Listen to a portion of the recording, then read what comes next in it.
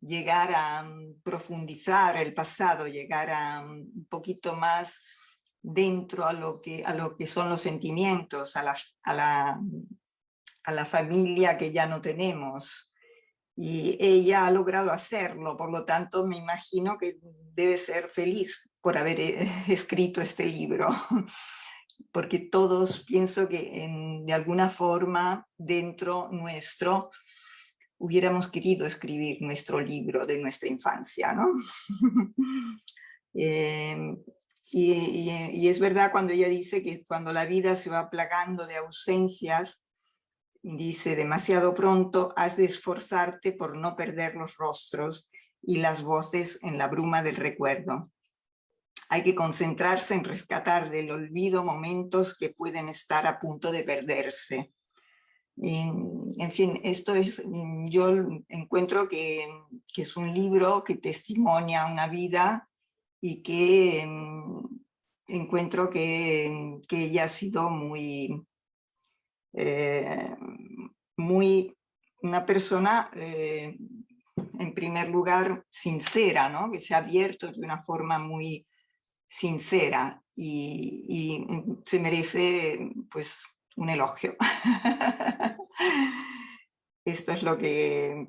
También he leído otro libro de ella, 30 maneras de quitarse el sombrero, que me ha gustado. Ella relata sobre 30 mujeres diferentes que en la vida han, digamos, conseguido o han sido mujeres ilustres o poetas, escritoras o actrices también. Y en este libro, 30 maneras de quitarse el sombrero, nos habla, en cada capítulo nos habla de una de estas mujeres. Y tengo que decirte que también es muy interesante porque no son biografías, son algo más que una biografía. Me ha gustado también de leer este último libro de ella, que lo aconsejo a vosotras. Yo también os recomendaría Una palabra tuya. Creo que parece un libro escrito ahora mismo por una autora mucho más joven. Porque creo que en su momento, aunque le dieron un premio por ese libro, pero si lo lees ahora, dices que parece escrito ahora, está muy, muy, muy bien. Lo recomiendo también mucho. ¿Alguien más quiere decir algo?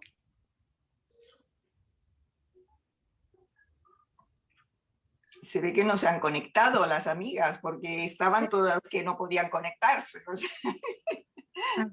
Aquí tenemos una pregunta. ¿Te importa que la leas, Silvio? Estoy teniendo problemas con el sonido. Sí, Rosario. Hola. Problemas, éramos 5 con problemas para entrar porque no teníamos el enlace. Así que he pensado escribirle porque no sabía cómo hacer. Ok, disculpe. Que aquí teníamos una pregunta de Silvio. No, es que yo había entendido que había que hacer preguntas para que tú luego nos dieras la palabra. No sé si antes quiere hablar la autora que ya está con nosotros. Perdona, sí. Son cosas del libro, así que no sé, mejor introducir antes, ¿no? Sí, bueno, pues buenas tardes, Elvira, que ya está con nosotros. Estamos con Rosario ya desde hace media hora hablando un poco sobre tu libro y bueno, vamos a canalizar ya las preguntas de los lectores. ¿Te parece, Rosario? Sí, estupendo. Pues aquí tenemos una de Silvio que le gustaría preguntar. Yo creo que él lo puede hacer, ¿no? Sí, más que preguntar es hablar. O sea, estoy encantado de poder hablar con la señora Lindo porque realmente me encanta. La he seguido mucho en el país durante años. Cuando vivía en España, cada semana escribía su pieza en el país. O sea, lo he dicho antes, me gusta mucho cómo escribe. Este libro es un libro que yo encuentro normal, sencillo. Y me gusta, este es el motivo que me gusta, o sea, ese recordar cosas del pasado, ¿no? Y he encontrado un par de cosas muy interesantes que me recuerdan a mí mi niñez. Eso de vomitar en el coche, ¿no? Que es una constante. Yo me acuerdo que el alma, cada vez que tenía que subir a un coche en los años 50, 60. Y claro, extrañaría que la señora tiene más de 10 años menos que yo, dice, pero ¿cómo puede ser, no? La tecnología. Es que luego me di cuenta que Fiat se convirtió en Seat, así que eran los mismos cacharros eso de vomitar, ¿no? Es un recuerdo que da angustia a veces. Y otra, la cosa que quería preguntarle es eso del gordo del niño, porque es difícil conocer o encontrar a alguien a quien le haya tocado el gordo de la lotería, ¿no? Y quería preguntarle si el hecho de haber ganado sus padres el gordo le ha cambiado de alguna manera la vida, porque sin este dinero no comprarían el piso en Madrid y etcétera, etcétera, ¿no? Eso es una pregunta que se me ocurre. Gracias. Gracias. Buenas tardes a todos. Gracias al Cervantes, a la biblioteca de Roma y a todos vosotros y a Rosario, especialmente, que lleva hablando del libro media hora. Y bueno, la verdad es que yo cuando escribí el libro lo hice de manera muy, muy personal. Es decir, que no pensé en ningún momento que pudiera ser representativo generacionalmente, ¿no? Lo que ocurre es que se ha convertido en eso sin yo pretenderlo, ¿no? Todo esto del coche, porque España era así, también Italia era así, o sea, teníamos que, los niños no protestábamos, los niños teníamos que ir donde dijeran nuestros padres, las familias solían ser familias numerosas, íbamos de un lado a otro de la península y a todo eso se sumaba que yo tenía un padre muy nervioso, muy viajero, yo creo que era hiperactivo y entonces nos obligaba a esa especie de hiperactividad constante, ¿no? Luego, con respecto a lo que dices de la lotería del niño, que es una cosa muy curiosa, ¿no? O sea, yo creo que sí que pesó en nuestra vida el hecho de recibir de pronto una cantidad de dinero tan grande, porque en ese momento era mucho dinero. Entonces mi padre era una persona que estaba ascendiendo en una empresa, porque era un hombre muy inteligente, muy trabajador y muy ambicioso. Entonces él estaba ascendiendo y además él se había empeñado en ser lo que era porque era una persona muy inteligente en las matemáticas, en el cálculo y se supone que estaba destinado a ser guardia civil como había sido su padre y como fue uno de sus hermanos, ¿no? Pero como no pudo estudiar, no pudo ir a la academia de la Guardia Civil, él no quería quedarse en un cargo, en un grado medio del cuerpo de la Guardia Civil y entonces se dedicó a lo que mejor se le daba, que eran los números, ¿no? Entró en esta empresa, yo tengo el carné porque claro, revisando las cosas de mis padres encontré cosas muy curiosas y encontré la primera foto de mi padre de carné con 16 años, un hombre muy, muy apuesto, con un físico muy rotundo y entonces él fue estudiando cálculo aquí y allá donde podía porque a su vez sus padres también se movían mucho por España, porque su padre era guardia civil. Entonces también él procedía de una familia que vivió en muchos sitios, ¿no? Entonces, es que estoy escribiendo ahora sobre esto porque me han pedido un texto sobre la familia. Entonces, sobre la familia en general. Mi padre quería tener 8 hijos o más, 8 o 10 hijos. Tenía esa cosa del patriarca que él suponía que rodearse de hijos era casi pues como ser como un poco un señor feudal, tenía esas fantasías, ¿no? Y quería tener 8 hijos, lo que pasa que la salud de mi madre no se lo permitió y se quedaron en mí, cosa que para mí fue, yo creo que estupendo, ¿no? Entonces, porque fui la pequeña y tuve esas ventajas, ¿no? Entonces, con 4 hijos en Cádiz, con una familia que está progresando poco a poco, de pronto recibir una inyección de pues no sé cuánto fue, 1 millón y pico de pesetas, pero en aquel momento era muchísimo dinero, ¿no? Entonces, mi padre siempre hablaba de esa gente que no medía bien el dinero, que no sabía lo que hacer con el dinero, ¿no? Entonces, él se compró un coche, digamos que el coche fue la gran ilusión de su vida, porque era un hombre, como digo, muy inquieto, que le gustaba mucho viajar. Y guardaron un dinero para comprarse ese piso en Madrid. Y además, como, no sé, tampoco era muy generoso, pero como una cosa así de obligación familiar, dio a cada hermano un dinero. Todos los cuñados y hermanos recibieron un dinero de la lotería del niño, ¿no?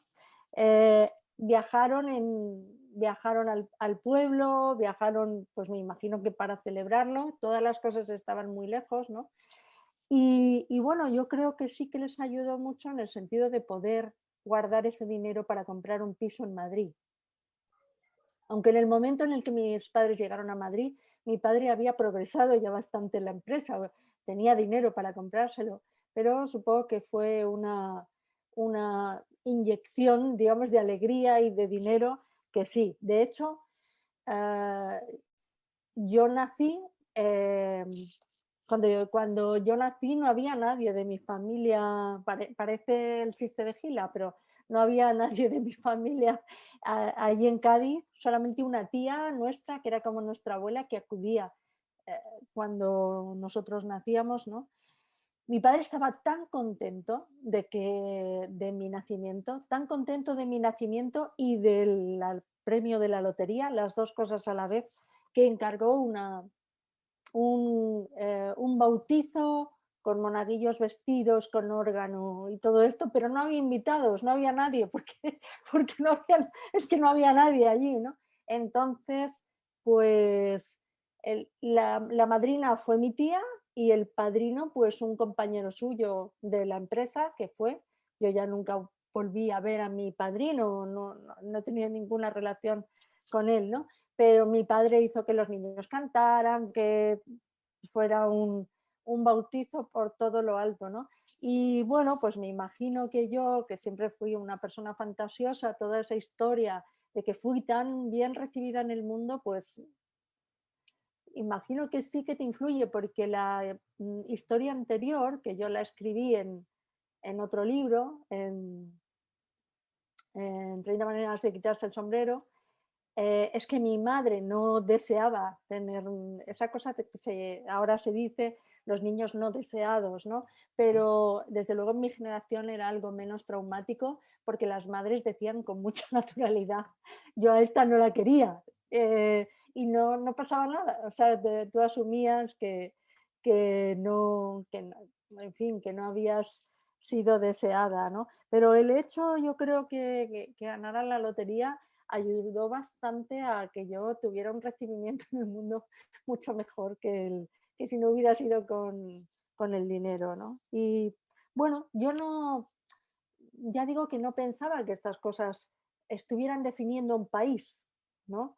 Lo que pasa que sí que es verdad que ahora mismo están llegando propuestas y contratos de traducciones muy, muy bonitas y muy interesantes del libro. La primera de ellas es en italiano y todos los editores que van a editar tanto pues, en Italia, Estados Unidos, Holanda, hablan de que es una forma estupenda de conocer España, ¿no?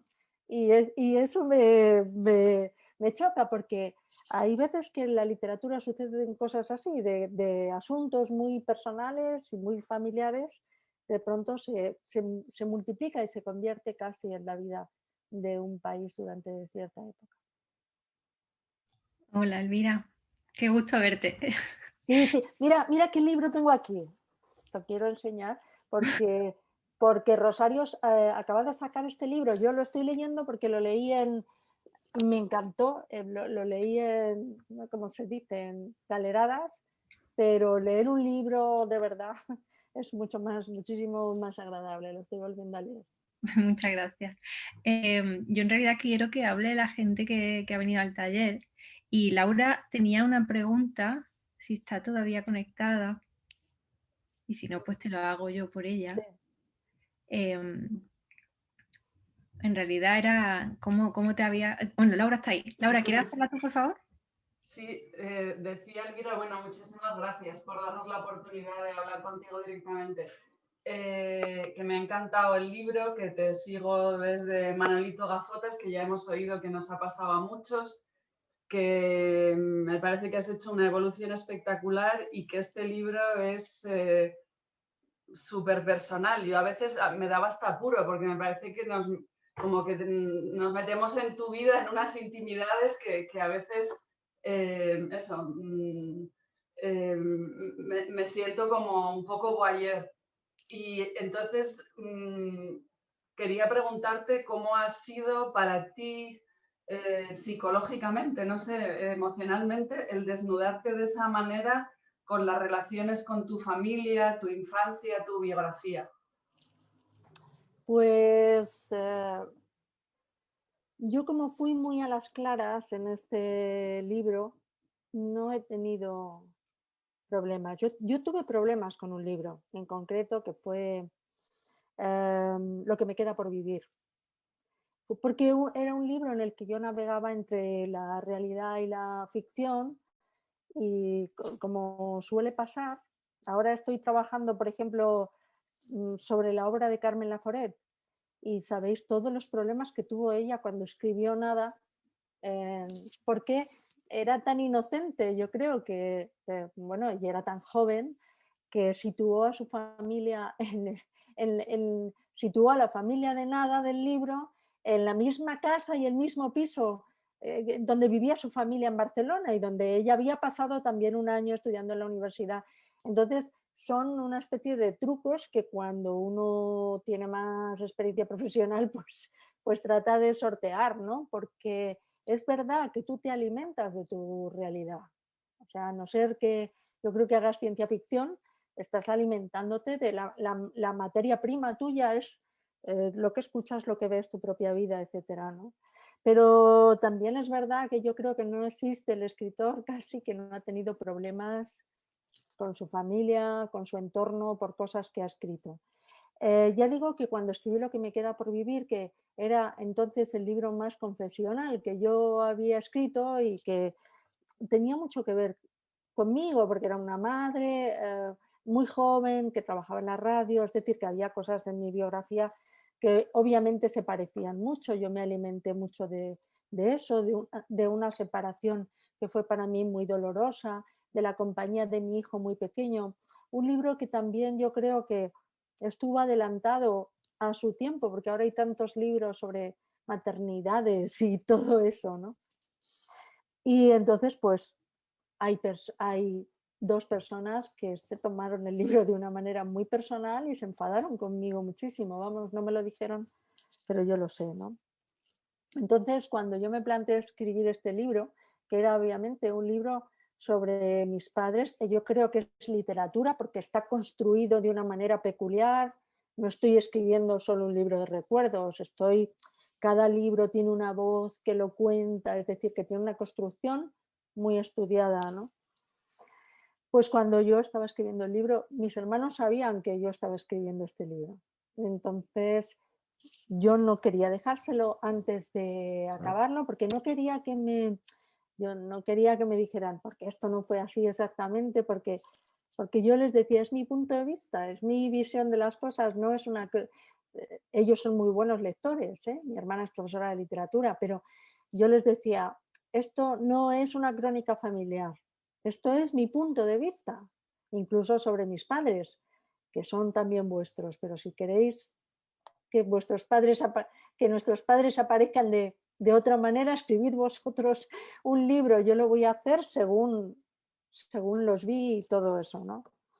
Entonces yo creo que me ayudó el hecho de que estuvieran tan prevenidos y luego pues sí que tengo que agradecerles mucho que han sido tan generosos, ¿no?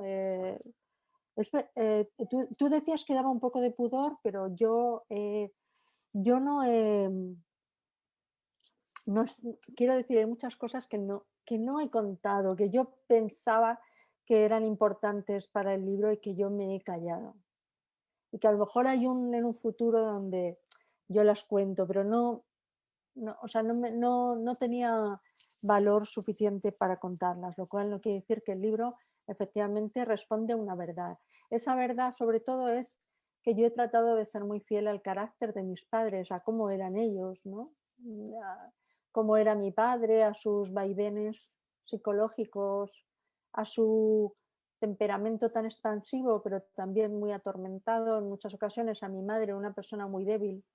Y no he tomado partido ni por uno ni por otro porque los dos me beneficiaron y me perjudicaron casi de la misma manera. O sea, porque yo lo que no quería es que el presente ideológico, tal, lo que yo pensaba, lo que yo pienso del feminismo, etcétera y tal, digamos, se colara en una narración que yo pretendía justa con mis padres, o que yo no quería juzgarlos, ¿no? De hecho, lo he dicho en muchas ocasiones, no aparece la palabra ni misoginia, ni machismo, ni nada, o sea, porque no estaban en el vocabulario de entonces ni en las relaciones de entonces. Entonces yo no quería traerlas llevarlas desde el presente hasta el pasado, ¿no? Y quería comprenderlos en su época y también contar que hay veces que las personas que son víctimas de su época, como podía pasar con mi madre, que era una mujer muy inteligente y que en tantas cosas podía haberse desarrollado, etcétera, pero las personas débiles también nos hacen daño, sobre todo a los hijos, yo creo, o sea que ese estado permanente de debilidad nos crea mucha inseguridad en la vida, ¿no? Entonces, aun sabiendo cómo era cada uno, creo que la actitud de mi padre hacia mí fue mucho más liberadora, en un sentido, o sea, en haberme admitido como yo era. Yo sé que mi madre se murió demasiado pronto y entonces todas esas discusiones que tendríamos que haber tenido, obligadas entre una madre y una hija, pues no se quedaron en suspenso y para mí ha sido una gran frustración, ¿no? Pero por otra parte, pienso si no está bien habérselas evitado porque yo hubiera tenido muchos conflictos con mi madre, muchos, más de los que tuve con mi padre, porque mi padre tenía hacia mí una permisividad sorprendente. Entonces, yo le hacía gracia, le daba un poco de miedo, el que no sabía muy bien qué es lo que hacía yo por ahí, pero al mismo tiempo, no sé, creía en mí. Y yo ahora me acuerdo de eso, de haber empezado en la radio tan joven y mi padre saber que yo hablara a la hora que yo hablara, estaba escuchándome. Lo cual me cortaba un poco, la verdad, porque siempre tenía presencia paterna ahí, ¿no? Pero creo que él fue un hombre que creyó en mí. Eso es muy importante que te pase en tu propia casa, ¿no? Y sin embargo a mi madre yo le creaba mucha más inseguridad. Temía mucho que me pasara algo, que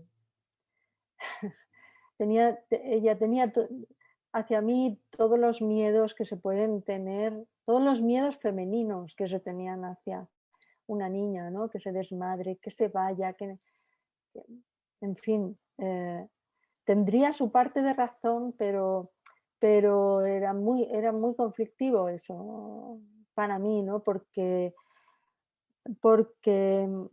creo que hay una cosa que no está contada, que no está abordada, y es que mi madre murió en el año 78. Entonces,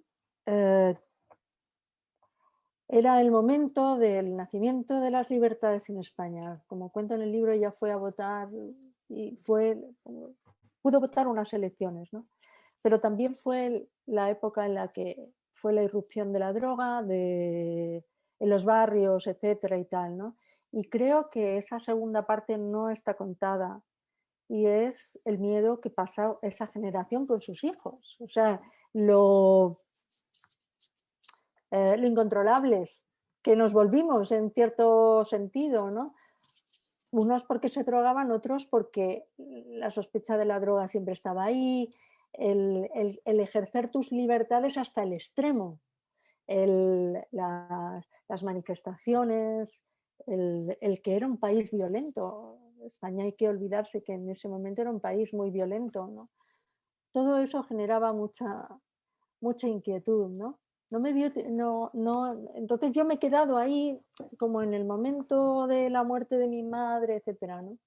Pero ahí luego estaba la familia que vino después, cuando ella murió.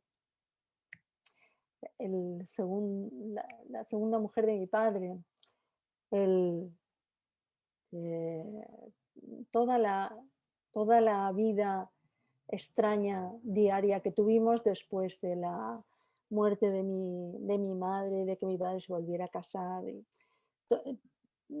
Todas esas cosas, yo decía, no puedo seguir con esto porque esto no lo puedo contar libremente, así que tengo que dejar pasar el tiempo. Y luego hice una cosa también para escribir con libertad. Y es que yo pensé, claro, lo hago cuando mis padres ya no están muertos, ¿no? Pero al mismo tiempo pienso que el hecho, o sea, yo desde muy niña aprendí a dialogar con los muertos, han tenido una presencia en mi vida y con mi madre he hablado, discutido, ha estado presente en todas las épocas de mi vida, ¿no? Entonces yo pensaba, claro, mis padres ahora me están observando que yo saco un libro y hablo de ellos, y hablo de cosas que no les gustaría, a mi padre no le gustaría que la gente supiera que tuvo un colapso nervioso en Cádiz, y mi madre no le gustaría, bueno, todas esas cosas. Pero yo pensaba, pero es que ellos ya no tienen prejuicios, o sea, ellos ya están en otra dimensión, no tienen prejuicios, entienden el mundo, no tienen que pensar en el qué dirán, son personas libres, están libres de toda culpa y de todo. Entonces, lo único que pueden hacer es acompañarme y vivir el celebrar que la gente los ama como personajes.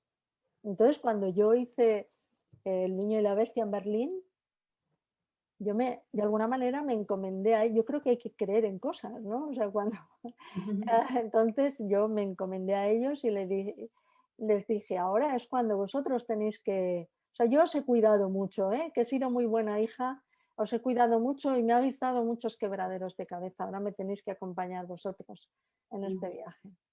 Una pregunta sobre la relación con tu padre.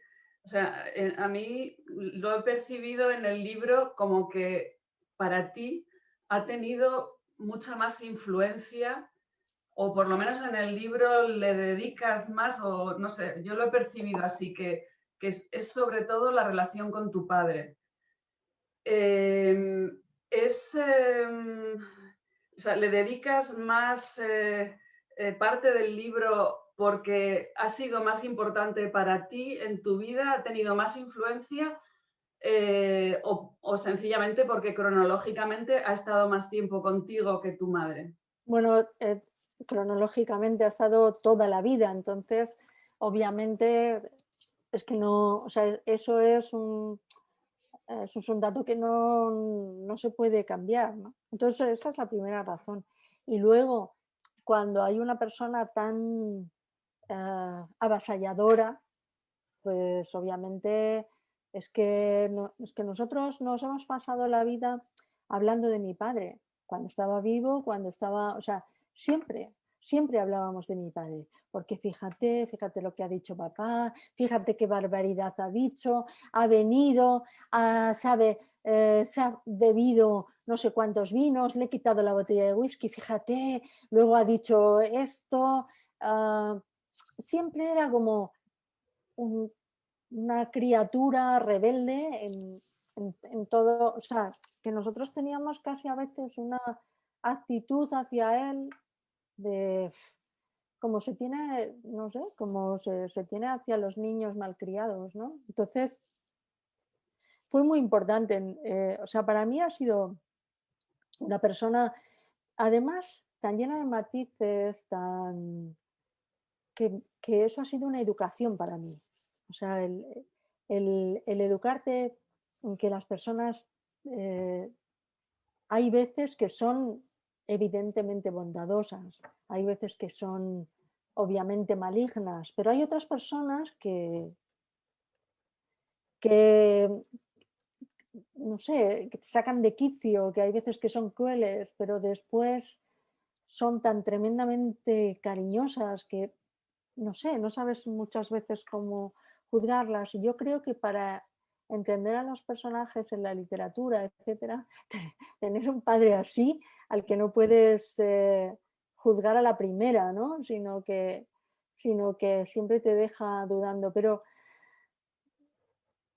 él ha conseguido con el libro algo que conseguía cuando estaba vivo, y es que yo creo que la gente lo quería mucho a pesar de él mismo, o sea, de no sé, era simpático, pero de repente tenía un cruce ahí y podía ser terrible, ¿no? Entonces, y luego era ese tipo de padre que los hijos estábamos muy en guardia siempre para que no dijera algo inconveniente o para... Entonces, sí ha sido una persona muy importante en mi vida, era muy inteligente, pero esa inteligencia a veces estaba muy, no sé, era muy prisionera de su carácter, que tenía un poco paranoico, ¿no? Entonces relacionaba una cosa con la otra y con la otra y con la otra, ¿no? A veces acertaba, pero otras veces era una locura, ¿no? Entonces leía el periódico como yo creo que como lo lee una persona un poco paranoica, que es relacionando todas las cosas que ocurren con él. O sea, yo estuve allí, claro, yo estuve en ese bar, yo estuve en el bar en el que estaba el asesino. Ah, yo estuve muchas veces en aquel teatro donde robaron, o sea, era como una especie de encontrarse en el centro del mundo, que eso luego en su parte buena le hacía muy, muy simpático, con mucho don de gentes, y desde luego era un gran personaje y mucha gente, sobre todo yo creo que era un hombre que le encantaba, ese tipo de hombres que le encanta a la gente, que tienen esa especie de don para la sociabilidad, para hablar, como se hacía antes también un poco, con los desconocidos, en los bares, ¿no? Ese tipo de persona expansiva, ¿no? Pero creo que no sé, yo le quise mucho, ¿eh? Y hay veces que mi hermana me decía, no, es que no es como los otros padres, porque fíjate lo que ha hecho, fíjate. Y yo tenía siempre un punto de comprensión hacia él porque me hacía gracia, porque fue tremendamente... Hay un capítulo que no incluí y o sea, que contaré, que fue, o sea, él se portó muy bien con nosotros, con Antonio y conmigo en un momento dado de la vida, no aparece ahí por un problema de salud, y él fue como el padre, de pronto tú, un padre que habías visto que había sido tan negligente en muchas cosas, de pronto se volcó y fue muy, o sea, él se llevó especialmente bien con Antonio, con mi marido. Entonces le comprendía, o sea, Antonio le comprendía, le escuchaba, le hacía la comida, tenía anotado mi padre en un diario que tenía ahí, he estado leyendo tal libro de Antonio. No es porque sea, y decía como, no es porque sea mi hijo, no es porque dice, pero qué bien escribe, o qué, ¿sabes? Es una cosa así como de mucho orgullo, y yo creo que Antonio lo recibía eso con más naturalidad que yo, porque yo le decía, no tienes que presumir, no tienes que decir nada, no tienes que tal, papá, no vayas con, no le tienes que dar a la gente el coñazo y no lo podía evitar. Él iba con su carpeta enseñando, tenía todo lo que había salido sobre mí, hasta mi nombre en un crucigrama, o sea, todo, cuando digo todo. Y entonces yo eso no lo llevaba con naturalidad, y Antonio lo llevaba con mucha naturalidad, le hacía gracia, no se mosqueaba, no se...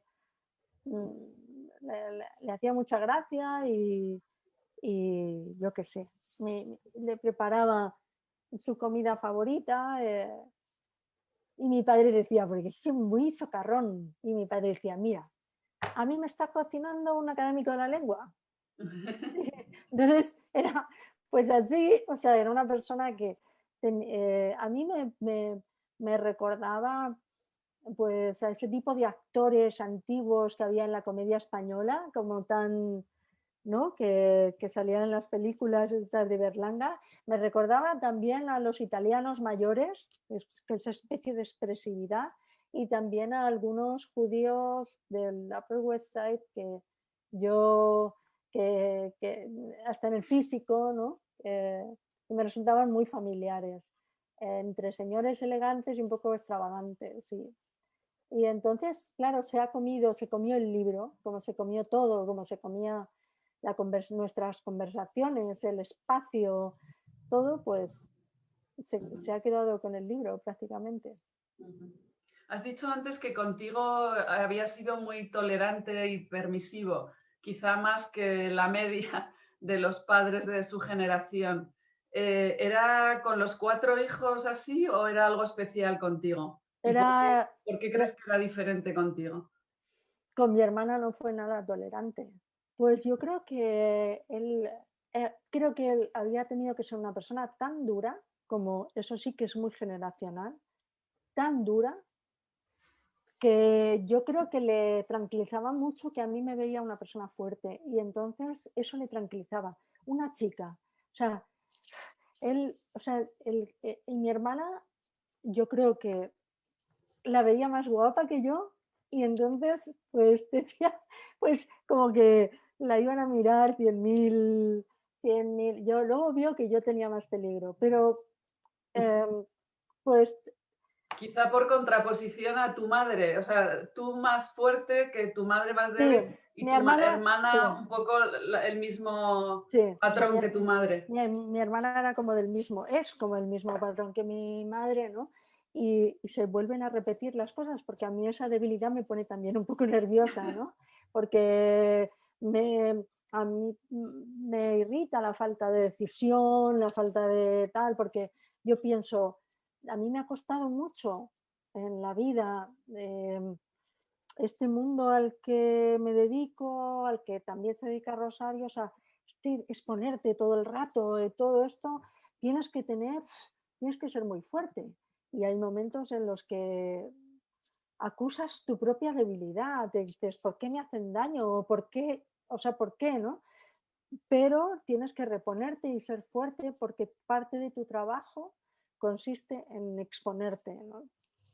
Entonces, pues yo hay veces que tengo que, no sé, como que tengo que poner tanto esfuerzo en mi vida, en ser juzgada permanentemente, que cuando veo una persona débil por tonterías, pues es como que me saca de quicio, ¿no? Entonces, y también, pues, también el aprendizaje de haber sido fuerte con mi madre cuando era pequeña, de que los padres, también es generacional, cargaban sobre los hombros de las hijas el cuidado de las madres. O sea, claro, para mí tener 9 años y tener la responsabilidad de cuidar a una persona muy enferma, pues fue algo que marcó mi vida, obviamente. O sea, entonces, pero sí, yo creo que para él era una persona muy fuerte y eso le aliviaba,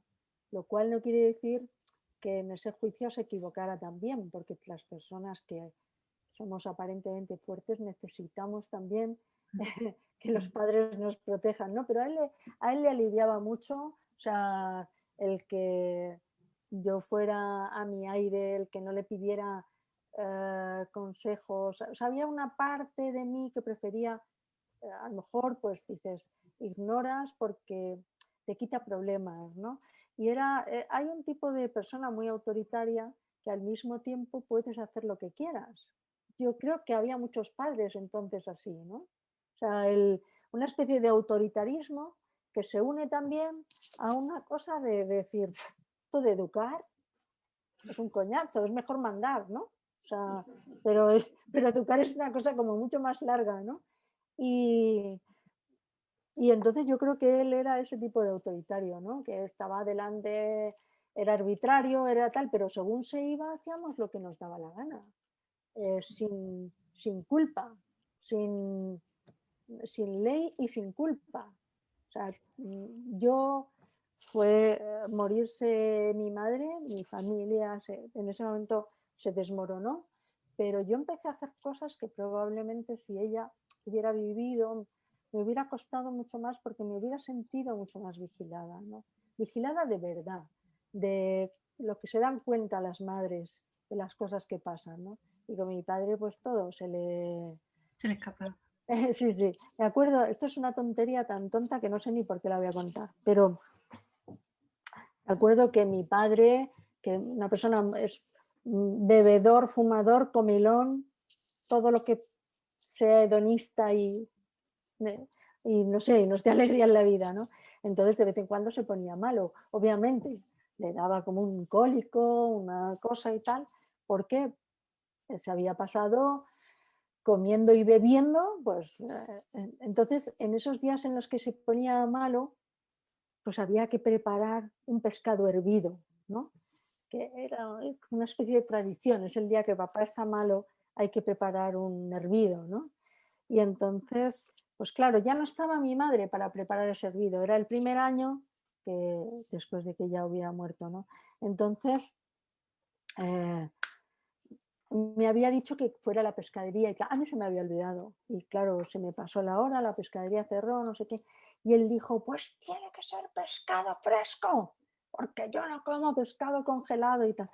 Y yo desesperada, entonces no existían los supermercados y yo desesperada, es que no sabía ni cómo se hacía, o sea, y entonces llamé por teléfono a la chica que trabajaba en mi casa, que se llamaba Libertad, Estrella, y que puso a sus hijas a una libertad y a otra amnistía o algo así, era muy comunista.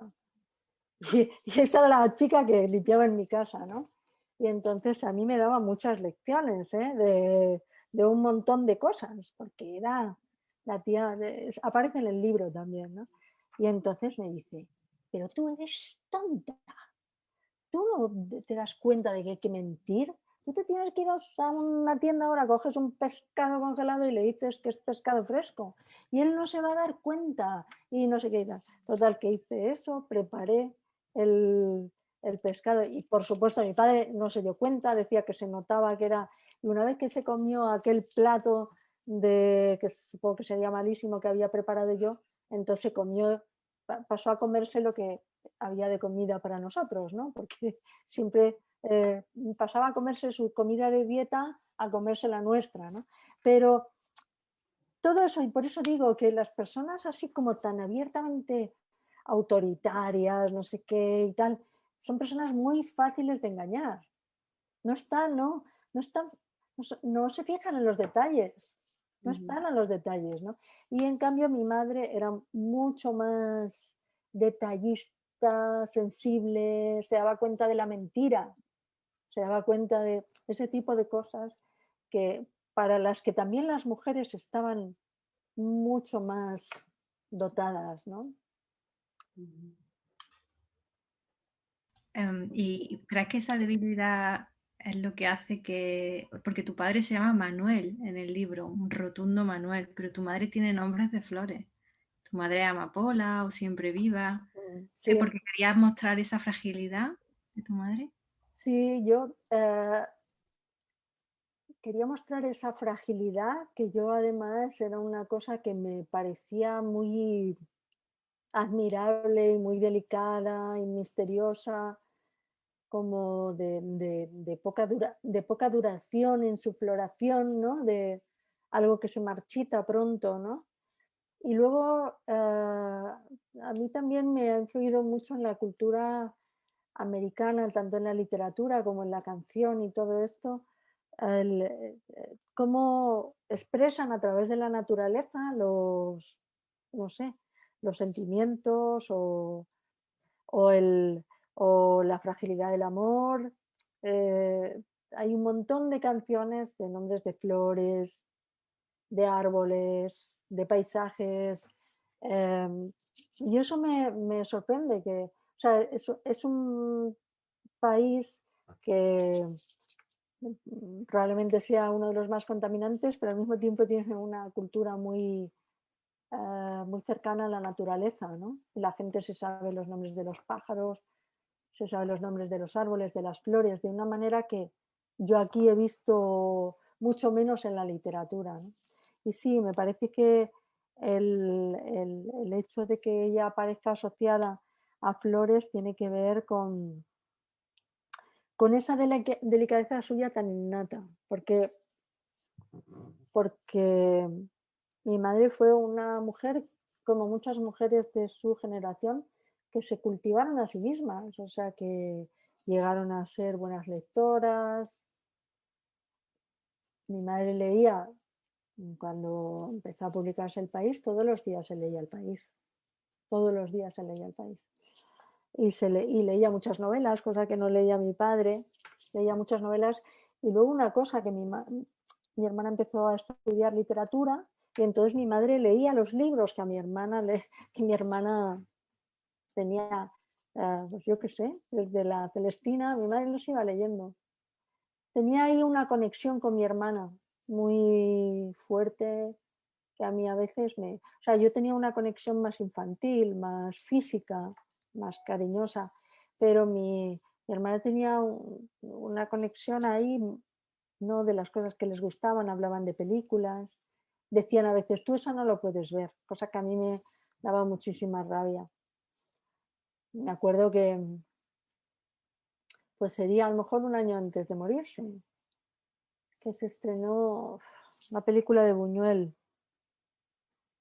Ay, ahora mismo no me acuerdo cuál era. El caso es que yo fui con unos amigos del barrio a verla y me encontré a mis padres en la cola del cine. Y mi madre se le notaba la cara de esa tirante de esto no tienes, con 15 años no se ve esta película, ¿no? Pero claro, el mundo estaba, o sea, estaba haciéndose y había muchas cosas a las que una chica como yo de 15 años quería acceder. Novelas, películas, en un sentido de ser adulto, que yo no sé si ahora es igual, ¿no? Ahora yo en muchas cosas veo que los jóvenes quieren consumir cosas de jóvenes, ¿no? Y que hay más cultura de jóvenes. Entonces como que la cultura está más segregada, ¿no? Pero yo al menos a esa edad quería consumir cosas de adultos para entrar en la edad adulta.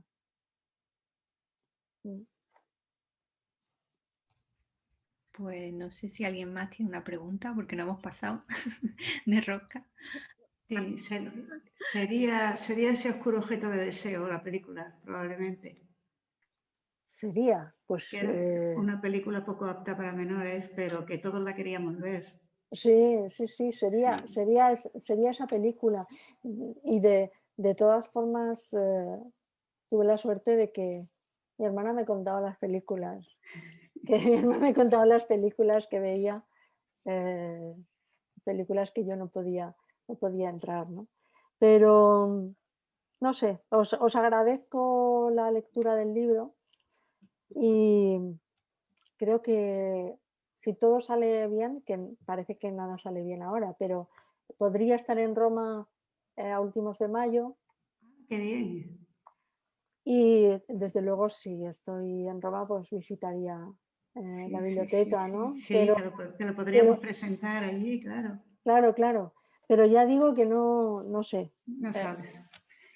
Bueno, yo te quiero agradecer muchísimo este rato tan generoso que nos has hecho pasar, tan buenísimo. Yo he disfrutado inmensamente de tu libro por afinidad generacional, porque la historia de tu familia y la mía van paralelas en muchas cosas. Y como le decía Rosario, he sido vecina del Hospital de Maudes, todo para mí es súper cercano en la novela y verdaderamente creo que con independencia de eso, tu libro es un retrato histórico de España súper interesante y que para cualquier persona extranjera ayuda muchísimo a conocer nuestro país. Y bueno, te quiero dar infinitas gracias por este rato tan fantástico y también te quiero felicitar porque estás más cerca que nunca del mundo de las bibliotecas. Que eres nueva patrona, presidenta del patronato de la Biblioteca Nacional, que creo que es un puesto magnífico. Sí, enhorabuena. Yo que no soy muy dada a, la verdad, lo primero es mi libertad y el vagabundeo, pero a esto dije que sí porque de verdad me parecía algo bonito y en lo que se puede colaborar haciendo cosas. Mira, ahora por ejemplo se aproxima el año Laforet, que por cierto vivió 2 años en Roma y que yo creo que sería bonito que fuera internacional. Sí, vamos a tener, yo pensaba el club de lectura del mes que viene haberlo dedicado a Carmen Laforet, pero en Madrid van a hacer lo que llaman un club virtual mundial con Carmen Laforet. Creo que va a participar su hijo y su hija, que también son escritores. Sí, los conozco muy bien. Yo los recomiendo mucho porque va a ser interesante. Esos clubes de lecturas virtuales duran un mes. O sea que en el transcurso de un mes se lee la obra, se comenta, hay chat, hay intervenciones y es muy interesante. Y yo os tendré informados de esto. Pues, y sin embargo, hemos elegido un libro que comentaba, Vindictas, que es un libro que ha publicado la UNAM, que es una recopilación de cuentistas latinoamericanas, hay también una cuentista española, que es un libro muy interesante. Y bueno, pues lo vamos a ver. Muy bien. Elvira, mil gracias. Todo que nos encontraremos. Sí, si estás en Roma te presentamos el libro. Muy bien, eso espero. Yo os aviso. Muchísimas gracias a todos. Un beso. Muchas gracias. Un abrazo fuerte. Adiós. Gracias. Rosario, muchas gracias. Muchas gracias a ti, Paz. Estamos en contacto. Gracias. Adiós. Adiós a todos. Adiós a todos. Sí. Muchas gracias por el encuentro. Gracias. Ciao. Adiós. Ciao a tutti. Cristina, bueno.